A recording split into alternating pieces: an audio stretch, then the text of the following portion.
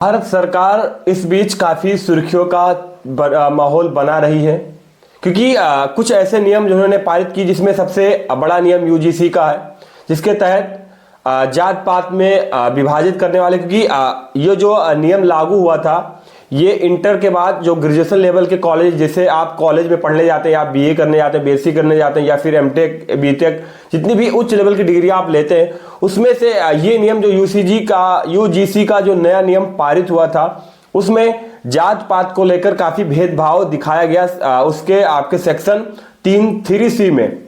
और इसी को लेकर काफी दिनों से प्रोटेस्ट भी काफी जोरों शोरों से चल रहा था और इस नियम को पारित होते ही काफी जो है भारी जनसंख्या में प्रोटेस्ट हुए। लेकिन इसमें एक याचिका दायर हुई सुप्रीम कोर्ट में। सुप्रीम कोर्ट ने जो इस नियम को जो पारित किया गया था यूजीसी को, वो 13 जनवरी 2026 को लागू किया गया था। लेकिन इस नियम को लागू होने के बाद लगातार प्रोटेस्ट पे प्रोटेस्ट होने के बाद ये जो सुनवाई वो सुप्रीम कोर्ट तक गई। क्या सरकार को कोई मुद्दा नहीं मिलता तो फिर जात पात का बच्चों के भविष्य के साथ खिलवाड़ करने वाला मुद्दा निकाल के सामने लेके आते हैं। ये यूजीसी का एक प्रावधान था जिसमें इस नियम में ये उन्होंने बताया कि अगर किसी भी पिछड़े वर्ग का बच्चा या फिर लड़की या लड़का कोई भी अगर किसी समान वर्ग के बच्चे के ऊपर कुछ भी जो है कंप्लेन कर देते हैं तो सीधे उनकी जो पूरी पढ़ाई वो खारिज कर दी जाएगी, उनको सीधा जेल में लेकर चला जाएगा बिना सबूत के, बिना गवाह के। और इसमें ये साफ तौर पर लिखा गया। लेकिन अगर ये नियम बनाने का उद्देश्य भी था तो उसमें ये लिखना चाहिए कि अगर ऐसा कुछ होता भी है तो उसमें कॉलेज के बड़े जो कॉलेज के प्रोफेसर हैं या और सभी संबंधी सबूत के साथ साथ भी उस पर कार्रवाई की जाएगी। इसमें तो ये होता है कि जो रैगिंग के शिकार है उन पर भी ये झूठा आरोप लगा दिया गया, फिर उनको अंदर किया दिया गया, उनकी पढ़ाई बर्बाद हो गई। और इसके लिए इस नियम के तहत ये भी बताया गया था कि इसके लिए एक कमेटी बनाई जाएगी जो कि वहां के बच्चों के बीच रहकर उन सबको ये देखेगी कि वो कौन किसके लिए क्या कर रहा है, मतलब कौन गलत है कौन सही है। बट इस नियम के बावजूद ऐसा कुछ होने का मतलब ही नहीं कौन गलत है कौन सही है। तो अगर हमने आपके ऊपर इल्जाम लगा दिया तो आप फिर जेल में, आपकी पढ़ाई भी ठप। तो इसी को लेकर, इस भेदभाव को लेकर समान वर्ग के लिए जो उन्होंने नियम पारित किया था जिसमें समान वर्ग के ऊपर अगर पिछड़ा वर्ग कुछ भी इल्जाम लगा देता है तो उसको जेल, उसकी सारी पढ़ाई बर्बाद। तो ये बहुत ही खराब जो नियम पारित हुआ यूजीसी का। पहले सीसीसी का नियम पारित होना था लेकिन उस पर बदलाव हुआ और यूजीसी का नियम पारित हुआ।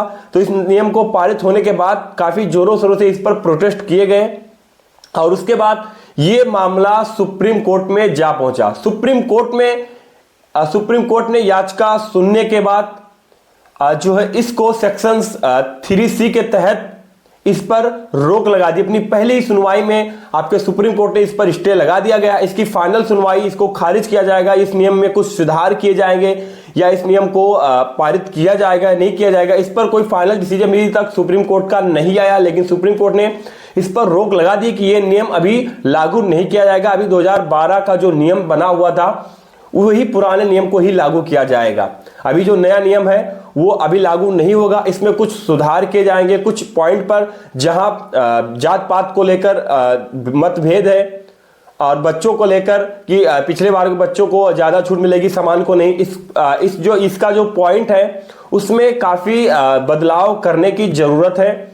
और इस तरीके का जो ये मुद्दा उठा अचानक से, ये भारतीय जनता पार्टी बीजेपी को गिराने वाला मुद्दा है। बीजेपी को कुछ नहीं मिलता तो कुछ ना कुछ मुद्दा वो उठा ही लेते हैं चर्चा में आने के लिए। इसलिए उन्होंने ये मुद्दा उठाया यूजीसी का कि शायद ब्राह्मण अगर हमसे, जनरल वर्ग के लोग हमसे अगर नाराज रहेंगे तो कहीं ना कहीं पिछड़े वर्ग वाले जितने भी लोग हैं हमसे खुश रहेंगे क्योंकि इलेक्शन आने वाला है। क्या इसी मंसूबे को लेकर भारतीय जनता पार्टी, मोदी की सरकार ने यह निर्णय उठाया?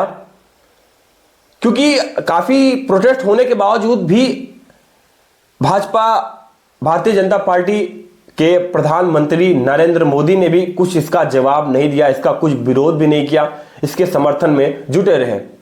उत्तर प्रदेश के कई विधायकों ने इस्तीफा तक भी दे दिया इस नियम को लेकर, लेकिन फिलहाल प्रधानमंत्री नरेंद्र मोदी के कानों तक कुछ बात नहीं गई।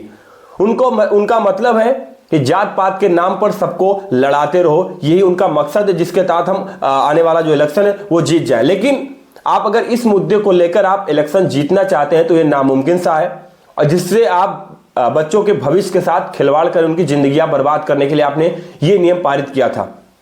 लेकिन फिलहाल यूजीसी का ये जो है वाहियात नियम जो आपके भारतीय जनता पार्टी बीजेपी सरकार ने लगाया, उस नियम को सुप्रीम कोर्ट ने कल की सुनवाई में 28 जनवरी 2026 को खारिज कर दिया, और वहीं पर इस पर स्टे लगा दिया।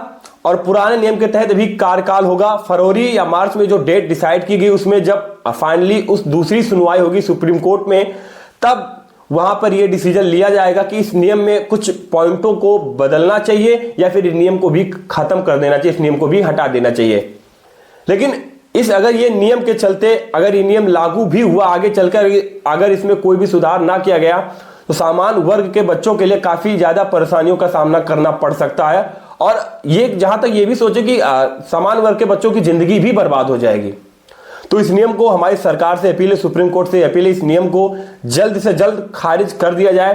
पुराने जो नियम 2012 में बनाए गए थे कॉलेज को लेकर, उसी नियम को फॉलो किया जाए।